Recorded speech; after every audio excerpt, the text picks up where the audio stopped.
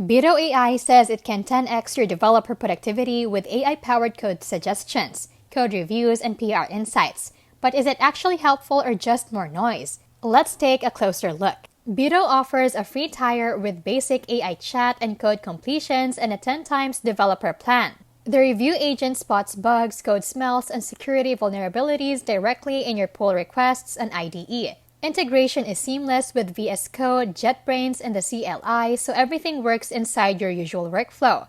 Teams using Bito report 89% faster merges and 34% fewer regressions, and one study suggests up to 49% faster pull request closure rates, saving a day per sprint. Additionally, global reviews say that Bito offers context-aware feedback and educational code suggestions, helping junior devs learn best practices. Bito AI is a strong assistant for code reviews, refactoring, and speeding up flow, but it's not foolproof. Use the free version to test it out and upgrade if you want GPT-4 and full review automation. This has been How to Literally, where we keep it smart, simple, and scam-free. See you in the next one.